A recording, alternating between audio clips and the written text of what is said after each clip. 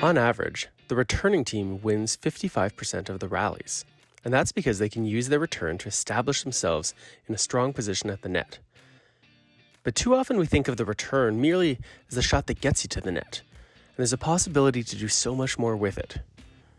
So what is it that counts as a good return of serve? It's helpful to think of it as an opportunity to make your opponents have more trouble hitting the kind of third shot that they want. While it's too much to hope to consistently win the rally with your return of serve, that doesn't mean that it's a throwaway shot. You can use it to gain an advantage. A helpful way to think about the return of serve is to imagine what the opponents are hoping for and to give them its opposite. If they're looking for one player to hit the third shot in particular, try to force the other player to have to hit the ball.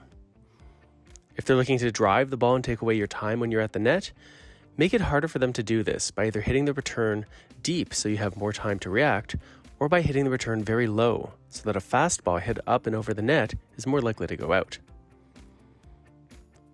There are a few other things you can do to make the return of serve more effective. Return a serve that's hit with a lot of spin will make it harder for the opponents to be precise when they're hitting their shot. Most pros prefer playing backspin returns of serve, keeping the ball low and getting the benefit of some skid off the rebound. You can also take the ball on the rise, giving yourself less distance to travel to get to the net and less time for your opponent to set up for their shot. A faster return of serve, but also give them less time to set up, and generally speaking, this is helpful. If you want to hit an effective return of serve, there are a few things you'll need to do well. Being well set up and on balance before you hit the ball will make it easier to control where you send it and how you send it. It will be useful to return serves starting well behind the baseline. This isn't necessarily because the serve will be deep. You don't actually know where the serve's going to go. But by being further back, you buy yourself more time to prepare. It's also important that you expect that you're going to have to chase the ball. If a short or wide serve catches you off guard, you're more likely going to be in a defensive mode hitting your return, rather than being more offensive-minded. What about high and deep returns? A deep return is useful because it forces the opponent to hit from further away, and this means that the ball has farther to travel to get to you. And this means you'll have more time to prepare for the next shot. And a high and slow return also gives you more time to come forward and get to the net.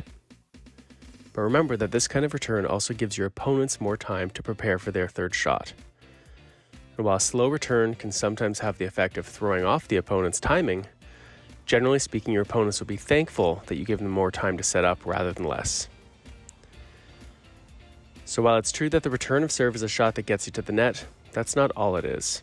It's also an opportunity to tilt the odds in your favor by forcing your opponents to work harder to hit their third shot well. And whether this is by controlling the direction of the return, controlling its depth or height, speed or spin, you can use your first touch to tilt the odds in your favor.